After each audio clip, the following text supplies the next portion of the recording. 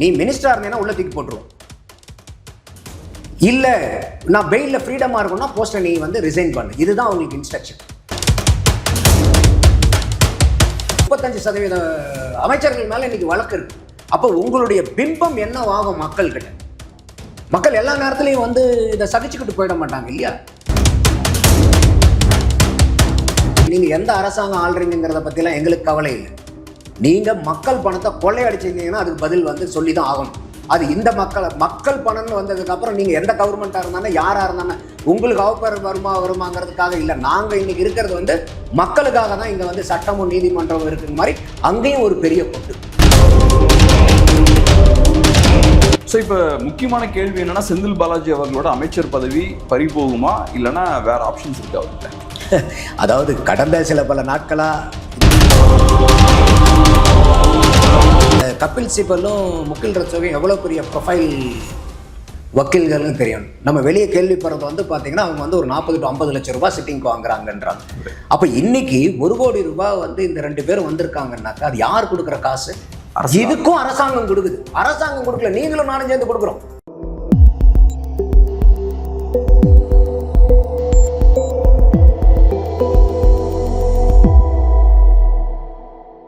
Sir வணக்கம். வணக்கம் Gabriel. Sir, இப்போ அமைச்சர் செந்தில் பாலாஜி அவர்களை பொறுத்தளவில் சட்ட ரீதியாக பெரிய ஒரு பின்னடைவை அவர் ஃபேஸ் பண்ணியிருக்கார். ஸோ இப்போ சுப்ரீம் கோர்ட் அவருக்கு ஒரு கெடு விதிச்சிருக்காங்க. 4 நாளில் நீங்கள் உங்களோட பதவியை ரிசைன் பண்ணணும் அப்படின்ற ஒரு விஷயத்த சொல்கிறாங்க. அதே போல் ஹைகோர்ட்லேயும் பார்த்தோன்னா டாஸ்மாக் ரைட்ஸ் வந்து கரெக்ட் தான், இடி ரைட்ஸ்லாம் கரெக்ட் தான் அப்படின்ற மாதிரி அவங்களும் சொல்கிறாங்க. ஸோ இப்போ இது ஒன்று தமிழக அரசுக்கும் பெரிய பின்னடைவு, செந்தில் பாலாஜி அவர்களுக்கும் பெரிய பின்னடைவு. செந்தில் பாலாஜி அவர்கள் இந்த மினிஸ்டராக கண்டினியூ ஆவார் அப்படின்ற கேள்வியும் இருக்குது. எப்படி பார்க்குறீங்க? இது கோர்ட்டில் நேற்று மட்டும் ஒரு 4 கோர்ட்டில் ஃபைண்டிங்ஸு, இன்ஃபர்மேஷன்ஸு, இன்ஸ்ட்ரக்ஷன்ஸ் வந்திருக்கு. கொட்டு நொங்குன்னு மண்டை வீங்குற அளவுக்கு கோர்ட்டு கொட்டியிருக்கு. சாதாரணமாக கோர்ட்டில் இப்போ அவங்களுக்கு வந்து மண்டேக்குள்ளார வந்து சொல்லி ஆகணும். ஒன்றா உங்களுக்கு ஃப்ரீடம் போஸ்ட் வேணுமா ஃப்ரீடம் வேணுமான்னு கேட்டிருக்காங்க. அப்போ என்ன அர்த்தம்? நீ மினிஸ்டராக இருந்தேன்னா உள்ள தூக்கி போட்டுருவோம். இல்லை நான் பெயிலில் ஃப்ரீடமாக இருக்கணும்னா போஸ்ட்டை நீ வந்து ரிசைன் பண்ணு. இதுதான் அவங்களுக்கு இன்ஸ்ட்ரக்ஷன். அப்போ இது வரைக்கும் வந்து பார்த்தீங்கன்னா முகுல் ரத்தோகி தான் ஃபைட் பண்ணிருக்காரு அவருடைய கேஸை. நேற்று வந்து கபில் சிபலும் அதில் இன்க்ளூட் ஆகிருக்கார். கபில் சிபல் என்ன சொல்லியிருக்காருன்னா, நாங்கள் வந்து மண்டே வந்துட்டு எந்த ஆர்கியூமெண்ட்டும் பண்ண மாட்டோம். அவர் பதவியில் இருப்பாரா இல்லையா, இந்த ஃப்ரீடம் ஆர் போஸ்ட் இதுக்கு மட்டும்தான் நாங்கள் ஆன்சர் பண்ணுவோங்கிற அளவுக்கு கோர்ட்டு வந்து பயங்கரமான ஒரு மூவ் எடுத்திருக்காங்க. அப்போ இது அதில் வந்து முகுல் ரத்தோகி கேட்கும்போது கூட இல்லை நீங்கள் பெயில் கொடுக்கும்போது வந்து மினிஸ்டர் ஆகக்கூடாதுன்னு நீங்கள் சொல்லலையேங்கிற மாதிரி ஒரு கேள்வி கேட்கும்போது தான் இதெல்லாம் வந்து அவங்க புரிஞ்சுக்கணும். அப்போ வேணால் அப்போ எங்கள் ஜட்ஜ்மெண்ட் தப்புனீங்கன்னா நாங்கள் வேணால் இந்த ஜட்ஜ்மெண்ட்டை பூரா எல்லாத்தையும் கேன்சல் பண்ணி ரீரைட் பண்ணிட்டுமா அப்படின்னு கேட்குறாங்க. அப்போ என்ன அர்த்தம்னா, உங்களுக்கு வந்து ஜாமீன் கொடுத்துச்சுனாக்கா நீங்கள் பெருந்தன்மையாக நடந்துப்பீங்க. நீங்கள் வந்து ஒரு ஜாமீனில் வரக்கூடிய ஆளுக்கு திருப்பி வந்து ஒரு மந்திரி பதவி கொடுக்க மாட்டேங்கிறது தான் எல்லாத்தினுடைய எதிர்பார்ப்பாகவும் இருந்துச்சு. கோர்ட்டும் அதை தான் நினச்சிருக்கும். ஆனால் இவங்க வந்து 27ஆம் தேதி செப்டம்பரில் வெளியே வராங்க, 29ஆம் தேதி பதவியேற்பு. இதை இன்னைக்கு கேட்கல, அவங்க டிசம்பர்லேயே கேட்குறாங்க. நீங்கள் வந்து ஜாமீனில் போயிட்டு உடனே எதுக்கு மந்திரி பதவி எடுத்திருக்கீங்கன்ட்டு மறுபடியும் வந்து மார்ச்சில் கேட்குறாங்க. ஒரு 4 times கேட்டிருக்காங்க. இது வந்து எனக்கு தெரிஞ்சு சற்றேறக்குறைய 4வது தடவையோ 5வது தடவையோ இப்போ சொல்லியிருக்காங்க. அதில் இன்னைக்கு இருக்கக்கூடிய அந்த கவர்மெண்ட் சார்பில் வாதாடுற வக்கீல் இல்லை இவங்க இப்படியே தான் வந்து வாய்தா வாங்கிட்டு இருப்பாங்க, இப்போயே நீங்கள் ஜட்ஜ்மெண்ட் ரிசர்வ் பண்ணுங்கன்றாங்க. அப்புறம் வந்து அதுக்கு தான் கபில் சிபல் சொல்கிறார், இல்லை நாங்கள் மண்டே வந்து வி வில் நாட் ஆர்கியூ, நாங்கள் வந்து எஸ் ஆர் நோ அப்படிங்கிறத நாங்கள் சொல்லிடுவோன்னு இருக்கார். அப்போ இதில் இந்த அளவுக்கு நீங்கள் போகணுமா? ஒரு அசிங்கப்பட்டு போகணுமா? கேவலப்பட்டு போகணுமா? இப்போ இதில் இன்னொரு என்ன பிரச்சனைன்னா, இன்னைக்கு செந்தில் பாலாஜி மினிஸ்டராக இருக்கிறனால இன்னைக்கு அவருக்கு உண்டான இந்த கபில் சிபலும் முகில் ரத்தோகையும் எவ்வளோ பெரிய ப்ரொஃபைல் வக்கீல்கள்னு தெரியும். நம்ம வெளியே கேள்விப்படுறது வந்து பார்த்தீங்கன்னா அவங்க வந்து ஒரு 40 to 50 லட்சம் ரூபாய் சிட்டிங்க்கு வாங்குறாங்கன்றாங்க.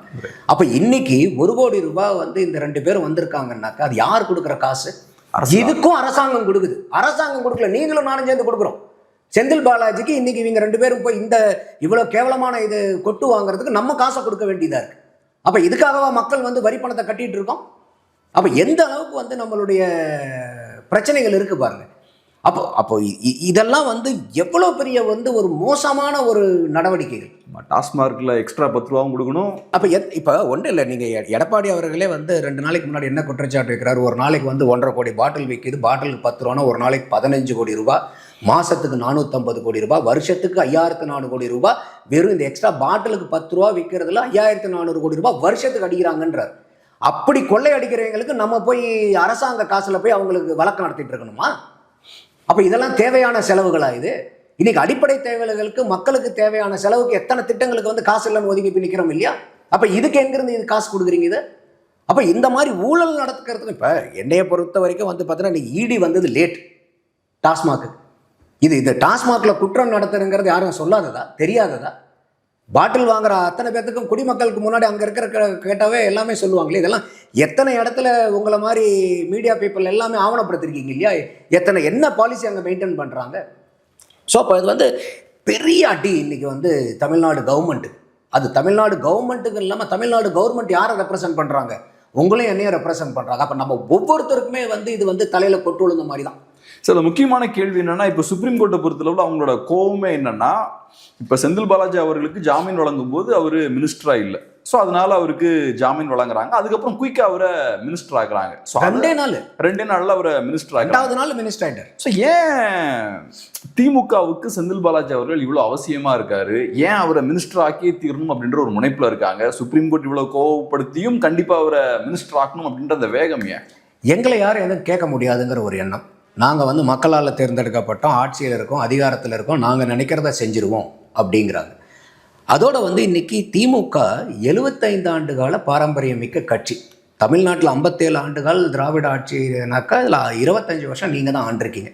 இப்பேற்பட்ட பாரம்பரியம் இருக்கக்கூடிய ஒரு அரசியல் கட்சி ஒரு தனிநபர் செந்தில் பாலாஜியை நம்பி தான் நீங்கள் கட்சி நடத்த வேண்டியது இருக்கா? இது இன்னைக்குன்னு இல்லை. நீங்கள் செந்தில் பாலாஜி அரெஸ்ட் பண்ணும்போது மினிஸ்ட்ரி பூரா எங்கே இருந்தாங்க? அந்த ஹாஸ்பிட்டல் அட்மிட் பண்ணியிருக்கும்போது ஸ்டாலின் முதல் கொண்டு அங்கே போய் பார்த்தாங்க. எத்தனை அமைச்சர்கள் அப்பயே அந்த உள்ளுக்குள்ளார எல்லா இடத்துலையும் மீடியாவில் பேசுனது அப்புறம் மற்ற உள்ளுக்குள்ளார இருக்கக்கூடிய அமைச்சர்களே பெருங்கோபத்தில் இருக்காங்க. யார் அரெஸ்ட் ஆகும்போது இந்த மாதிரி வந்து எதுவுமே நடக்கல. இப்போ இவர் ஒருத்தர் அரெஸ்ட் பண்ணோன்னு இத்தனை மரியாதை. அங்கே இன்னும் சொல்ல போகணுன்னாக்கா அந்த இடத்துல தான் வந்து மந்திரி சபை நடக்காதது ஒன்று தான் குறை. ஏன் அந்த முக்கியத்துவம் இருக்கு? அதுதான் இன்னைக்கு வந்து பிரச்சனை. இன்னைக்கு என்னன்னா அவரை வந்து 2 விதத்தில் பார்க்குறாங்க. ஒன்று, ரொம்ப நம்பிக்கையான ஆள், எந்த காரியத்தை கொடுத்தாலும் வேற யாரோ ஒன்றுனா கூட எங்கேயாவது செய்கூலி சேதாரம்லாம் இருக்கும். இவர்கிட்ட செய்கூலி சேதாரம் இல்லை, என்ன கொடுக்குறோமோ அப்படியே வந்து அங்கே வந்துடும். இது ஒன்று. ரெண்டாவது, பொலிட்டிக்கலி அவங்க வந்து வெரி ஸ்ட்ராங். அதாவது ஆர்கனைசிங் அன் எலெக்ஷன்.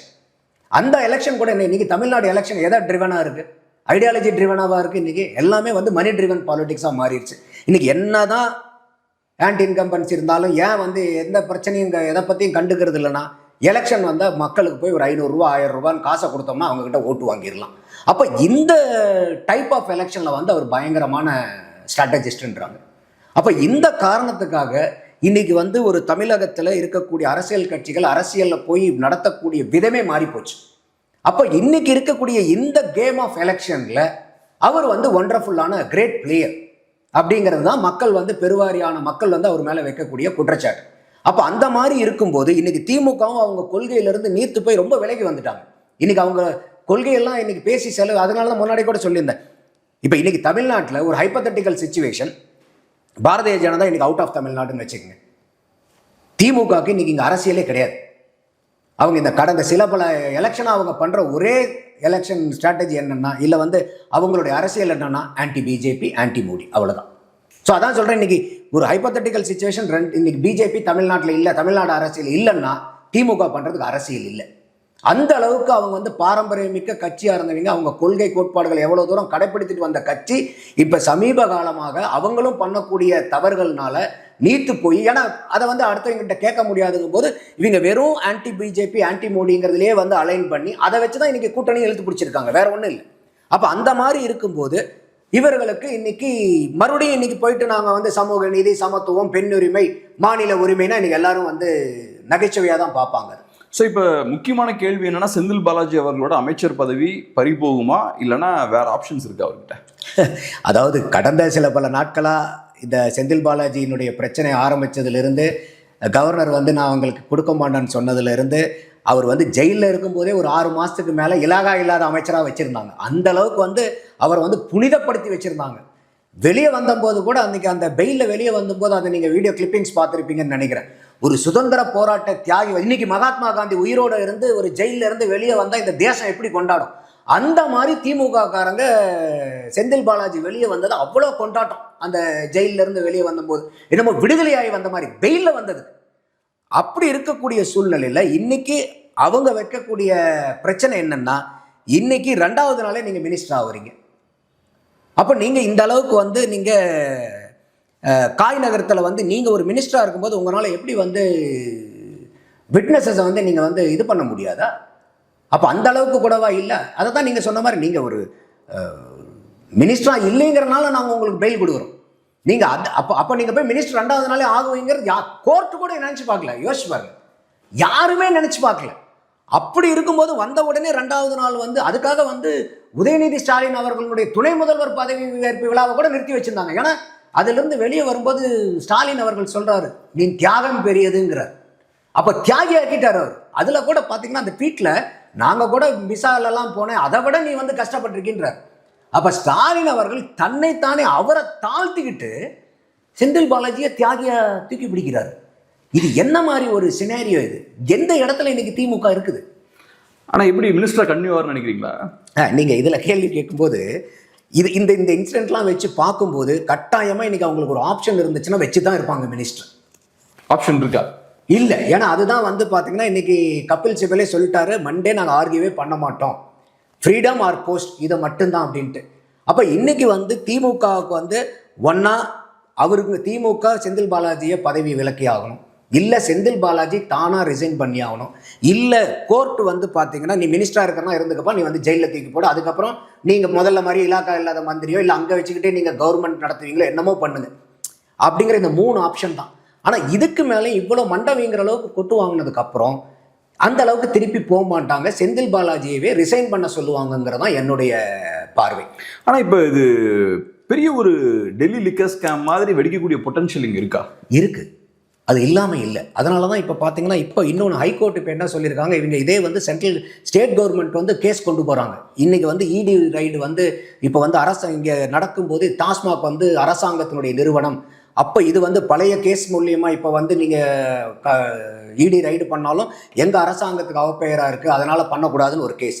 அடுத்தது டாஸ்மாக் ஒரு கேஸ் போடுறாங்க. அவங்க என்ன அப்பீல் பண்ணுறாங்க, இல்லை எங்கள் எம்ப்ளாயீஸை பூராமே வந்து ஹராஸ் பண்ணுறாங்க, ஏன்னா இப்போ பெண்கள் ஊழியர்கள்லாம் இருக்காங்க, இதெல்லாம் எங்களுக்கு டிஸ்டர்ப் ஆகும், அதனால் இடி வரக்கூடாது. 3வது இவங்க 2 பேரும் சேர்ந்து போடுறாங்க.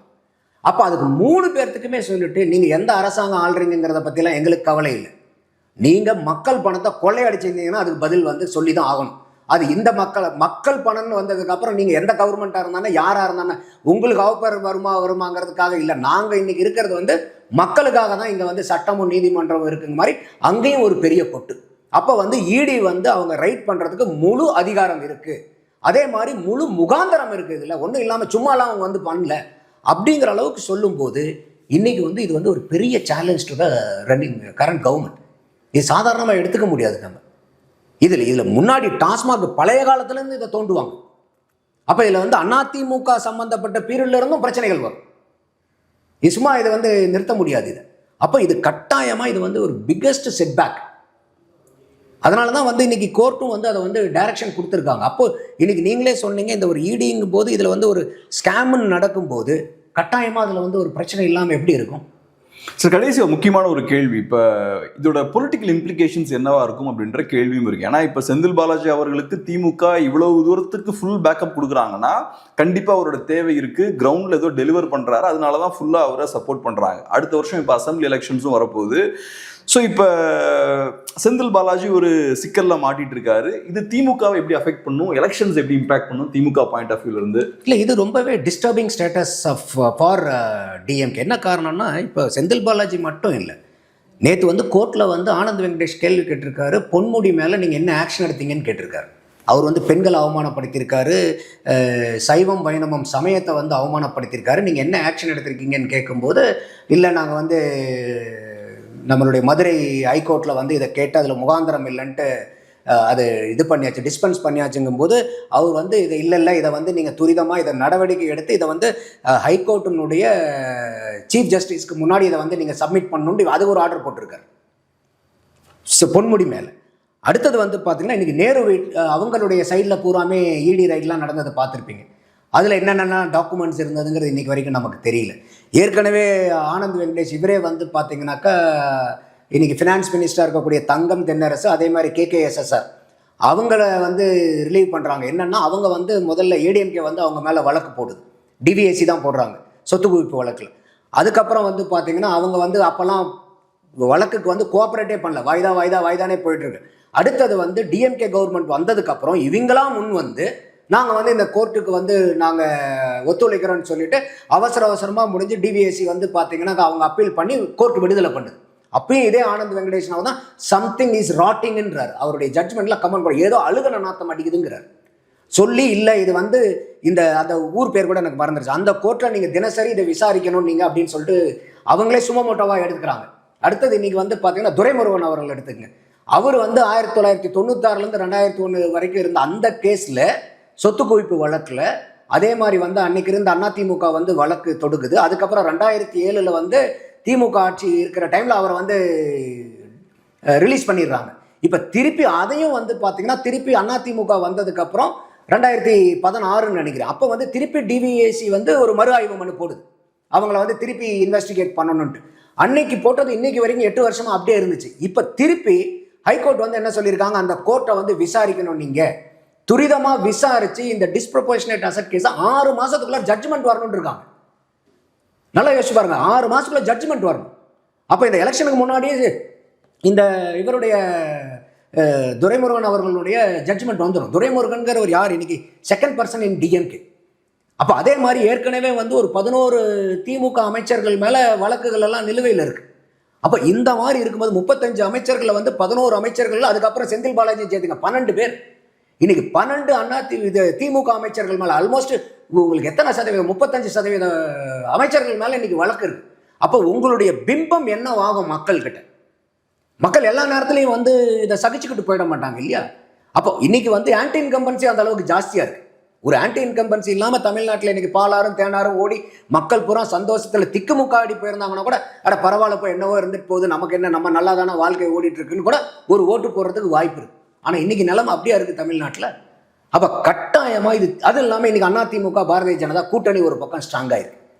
இது வரைக்கும் வந்து பார்த்தீங்கன்னாக்கா 5 முனை போட்டிங்கும் போது டிஎம்கே வந்து ரொம்ப ஒரு ஓவர் கான்ஃபிடென்ஸில் இருந்தாங்க. அதனால தான் அவர் சொன்னார் நாங்கள் 200க்கு 200 ஜெயிப்பண்ணார். இதே தான் மோடி சொன்னார். அது என்ன ஹிந்தி வார்த்தை தெரியல, சார்ஜோ என்னமோ சொல்லுவாங்களே, 400 சீட் எடுப்பாங்க சொல்லி 303 240க்கு வந்தாங்க. அதே மாதிரி தான் இன்றைக்கி வந்து ஸ்டாலின் சொல்கிறார் நாங்கள் வந்து 200க்கு 200 ஜெயிப்போன்றார். அப்போ இந்த மாதிரி ஓவர் கான்ஃபிடென்ஸாக இருந்தவங்களுக்கு இப்போ இன்றைக்கி அதிமுகவும் பாரதிய ஜனதாவும் இன்றைக்கி வந்து ஒரு ஃபார்மிடபிளான அலையன்ஸ்ன்னு வந்தபோது இதே வந்து அவங்களுக்கு ஒரு பெரிய இடி. அதுக்கு மேலே இன்றைக்கி வந்து லீகல் த்ரெட்டே. ஏன்னா எப்பயுமே எல்லா திமுக என்ன சொல்லணும்னாக்கா நாங்கள் கோர்ட்டில் ஃபைட் பண்ணுறோம்னு சொல்லுவாங்க, அவங்களுக்கு சாதகமாக இருக்கும்போது போகிறோம். இன்றைக்கி வந்து பார்த்திங்கன்னா இந்த கோர்ட்டு ஜட்ஜ்மெண்ட்ஸ் நேற்று மட்டுமே 4 பிரச்சனை வெடிச்சிருக்குது. இன்றைக்கி சாதாரண பிரச்சனைகள் இல்லை. அப்போ இனிமேலும் ஒன்றும் அதிகமாக, ஏன்னா ஏற்கனவே பாரதிய ஜனதா அண்ணாமலை பிரசிடெண்ட்டாக இருக்கும்போது டிஎம்கே ஃபைல்ஸ் எல்லாம் கொடுத்துருக்காரு. அப்போ எல்லாத்தையுமே தூசி தட்டுவாங்க. எந்தெந்த இடத்துல என்னென்ன பிரச்சனைகள் இருக்கோ அத்தனை எப்படி வந்து இன்றைக்கி ரகுபதி சார் வந்து வந்ததுக்கப்புறம் இல்லை இப்போ நீங்கள் வந்து கட்சிக்காரங்க மேலே இருக்கிற அரசியல் வழக்கை பூரா தள்ளுபடி பண்ணுறாரோ அந்த மாதிரி இன்றைக்கி வந்து பாரதிய ஜனதா என்ன பண்ணுவாங்க, இல்லை வந்து இவங்க மேலே என்னென்ன கேசஸ் இருக்கோ அதை பூரா தூசி தட்டி எடுத்து மறுபடியும் ஒரு உயிர் கொடுப்பாங்க. அப்போ இப்படி தான் போய்கிட்டு இருக்கும். ஸோ 2026 வந்து பார்த்தீங்கன்னா ரொம்பவே வந்து ஒரு சிக்கலான காலகட்டம் in terms of both legal battle as well as political battle. ரெண்டுமே வந்து பார்த்தீங்கன்னா திமுகவுக்கு ஒரு பெரிய நெருக்கடியை கொடுக்கும். அப்படி தான் இன்றைக்கி இருக்கக்கூடிய சூழ்நிலை வந்து நமக்கு காமிக்குது. ரொம்ப நன்றி சார், உங்கள் பிஸியான டைமில் அருமையான ஒரு பேட்டி கொடுத்ததுக்கு ரொம்ப நன்றி. நன்றி கேப்ரியல்.